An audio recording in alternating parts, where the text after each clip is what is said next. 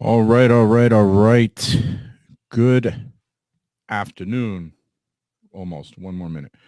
This is the SEO Teardown episode 13, and I am switching back to Huza, however you want to pronounce it.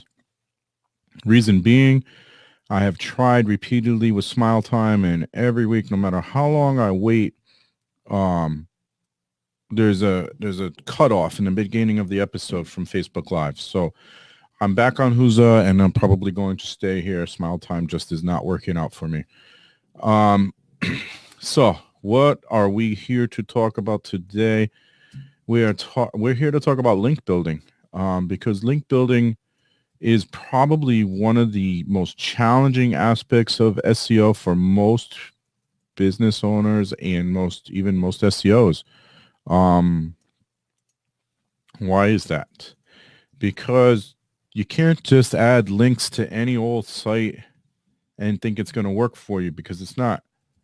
It's a challenge. It really is, and you need to know how to have a successful link building program, because link building is still a huge part of SEO. A huge part. You have to have a link building program for your SEO program to work. If you're not building backlinks in your competition is, you're going to fail at the ranking game. And so I'll just show you. There's a screenshot that should be posting to my Facebook page within the next hour if it hasn't already. I'm not really sure. I put it on a schedule, but I don't remember exactly what time. I just know it's today around noontime. But I run this report every morning. It runs automatically on my phone, and it's not going to really work. It's too bright. But it runs automatically on my phone. And then I also have, rank tracking software that tracks the keyword rankings. Now, some people will tell you, and to a point, I agree. Some people will tell you that link build or keyword ranking is not as important as it was, a few years ago.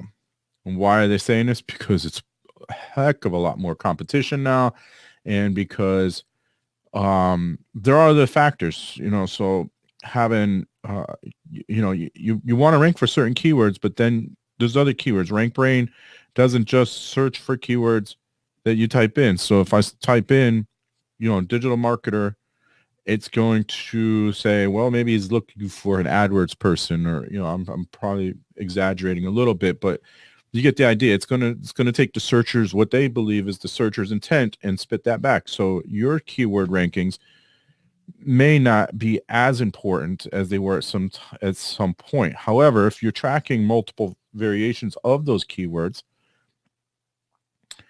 then you will succeed. If you're going to your search console and tracking to see what people are looking for on your keywords on your website, then you're going to succeed. It's really that simple, and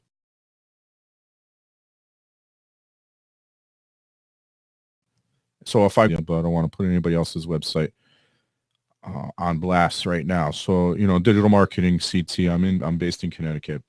Scott Gombar, of course, people search for me. Internet marketing expert, digital marketing expert, agency digital marketing services, digital marketing company CT, Connecticut digital marketing, SEO services, digital marketing firm, marketing company, online marketing CT, SEO company. So these are the different things that people, and there's 38 different search queries here. One of them just says business, so there's a million businesses, billions of businesses probably. But the point being is there's going to be different variations, and I listed through 2 different variations of SEO and a bunch of variations of digital marketing or digital agency, internet marketing, and so forth. So you want to use that report to see what people are coming to your site for, because that's going to help you determine what you want to try to build for keyword rankings. All right. We started with link building and somehow got a keyword ranking. So anyway, Link building is an important aspect of this because you're going to want links back to your website that are high quality links, not just garbage links. And it's challenging to find relevant, high quality links. So I'm going to tell you how to do some of that. I've talked about some of this in the past, but there's some sites maybe you haven't thought of.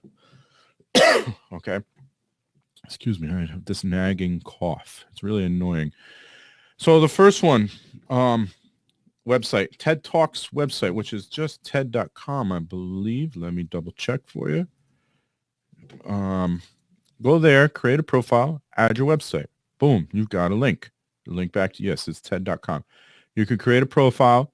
And by the way, you create a profile and you submit your information as a TED Talks candidate. You never know. I have a friend that just got invited to do a TED Talk. So you never know. Maybe you can be invited to do a TED Talk at some point. And let me tell you, if you want a huge boost in traffic, that's going to be a huge boost in traffic. But anyway, so TED Talks, TED.com, go there, create a profile, add a link back to your website. Now you have a high value backlink. You know what? Before I continue, let me also tell you this. So Penguin 4.0 came out a couple months ago. We have an episode already on Penguin 4.0 and what it means to backlink building. The good news is if you add I call it a garbage website. Maybe it's a low value website. Maybe it's not a garbage website. It's a new website. I build websites, so I also put my contact information in the footer of most of those websites. It's going to be a low value website a lot of times because it's a brand new website, a brand new business. Okay. Those are not going to hurt you anymore. They may not help you. Google may say, well, that doesn't count, but it's not going to hurt you anymore. So it's okay if you put it on a website that maybe is not so high value. It's okay now. Not going to hurt you. Not going to help you, not going to hurt you. What might hurt you still is if they see that you are using, if you add links back to a whole bunch, hundreds of websites at the same time, you've obviously done something that's not organic in nature. All right. So don't go doing that. But if you add your website to a maybe not so high value website, it's okay. It's not going to hurt you. You're not going to get removed from Google. Google's not going to take out the ruler and smack you on your knuckles. None of that's going to happen. All right. So don't worry as much as you used to about that. As of a couple months ago, it's not that big of a deal. And if you did disappear off Google, now's the time to resubmit your website. If you haven't already built a new one, which probably I would imagine most professionals did. So here's another website you can add your information to, and there's a bunch of similar sites. So this is just one example of one of those sites, medium.com. Medium is a blogging site, and I actually have a blog or an episode of SEO Teardown. I don't remember where I talk about once your blog has been indexed, you now take that blog article and then share it to Medium, LinkedIn, Blogger, all the different blog sites, the high value ones at least. I've shared it to business to community and so forth. Once you've verified that it has been indexed by Google, so that means that Google's already marked it off as being a part of your website. Now you take your blog post and share it to Medium and also, industry relevant websites. So I share it to inbound.org because that's relevant to what I do. Okay. All right. So now you've created a profile on all these sites, Medium, industry related sites, Blogger, Tumblr, just Reddit. There's a bunch of those types of sites where you can create a profile. And in doing so, you're adding a link back to your website. These are high value links, right? So now you have a high value backlink, more high value backlinks to your website. I just mentioned industry standard sites. So whatever industry you're in. If you're an attorney, if you're in real estate, if you're, a plumber of some sort, there's probably membership sites that you can join. Find those sites. They're not going to be as high value as Medium or LinkedIn or whatever, but they are going to be high value for your industry. If you have to purchase a membership, $200 a year, whatever it is, it's going to be worth the link plus the referral traffic you'll see from that website if it's a good site. As an example, I work with a home inspectors organization here in Connecticut, and their website has hundreds of home inspectors listed on their site. And there's backlinks back to the inspectors' websites. That this is a backlink from an industry site. And while it may not be as high as a TedTalks website, it is still a relevant website, and it does still have some value to it. So this is a backlink to your site for the industry that you're in. For me, I added my website to inbound.org. I'm a HubSpot certified, so my website is also on a HubSpot. These are industry sites for me. Find the sites that are related to your industry and create profiles. If you join and there's some value in joining, then absolutely create a profile in there and join. And now you have more backlinks to your website. Really that easy. So far I've mentioned TED Talks website. A lot of people don't think of that one, and that's why I brought that one up first. I mentioned Medium and sites like Medium, Reddit, Blogger. I know I'm forgetting some, but there's a bunch of them out there. And then finally, industry sites, and find an industry site where you can blog that allows guest blogging, because that'll also help build up traffic to your website, which does affect ranking, and it will also help build up it will also help with the link building. Okay, so find an industry related site. I blog on inbound.org. I blog on social media today. I blog on Business to Community. So find the industry site that you can blog on and blog on it, or do what I do in most cases. I occasionally add an original blog post to some of those sites, but what I most of the time do is wait till Google indexes the blog on my site and then share it to other sites. Both methods are good, depending on how often you want to blog.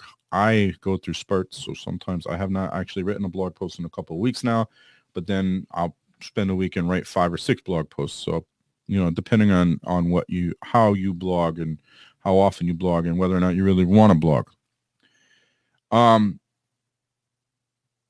All right, so we talked about link building. And of course, you have your social media sites, LinkedIn, Facebook, Twitter, Google Plus, and you absolutely need Google Plus. I talked about that last week. So you absolutely need that in your plan. As an example, if I look at my search analytics, I can see that I'm getting traffic to where did it go? To my Google web, my Google My Business listing. No, I can't find it, but I can see that. I can see that people searched for my business in one way or another, and that's what showed up was the Google 3-pack, and that's what they clicked on. Okay, so that's also a huge boost if you're doing it. Another way to build up links is to guest blog or comment on blogs. This is somewhat frowned upon, and I'll tell you why it's frowned upon. It's frowned upon because people took that and ran with it and just commented on blog after blog after blog after blog. Don't do that. What you want to do is you want to blog on comment on relevant websites that are high value. Don't just randomly add comments to anything just to add a backlink. And the other reason it's frowned on is because if you have a blog, you've probably seen these random comments that make no sense. They're not proper English, or whatever language it is that your website is in. And then the website is like random characters, the email's random, some random Gmail or Yahoo account, or it's just a bunch of nonsense and gibberish. And it's like, all right, why is this on my website? Oh, I'm sorry. I was looking at a keyword ranking, my keyword rankings, and it shows up in local pack. That's what it was. So, but that's why it's important, because it tells me it's showing up. All right. So we've talked about link building, a little bit about link building. There's the obvious, the guest blogs. You can ask whether or not it's okay to ask. Now, I'm going to tell you, I saw yesterday somebody comment on Facebook how they were just, I think it may have been on Twitter, and I know this happens a lot on Twitter, and if you know me, you know I'm a big fan of Twitter. But and I know what happens. You get the auto replies when you follow someone or they follow you, and it said, "Hey, my name is so and so, and I'd like to guest blog on your blog." Well, you just followed me on Twitter. Now you're asking me to guest blog on my site, and you have not made that relationship. So it's kind of like selling. Don't just jump to the closing. You got to build the relationship.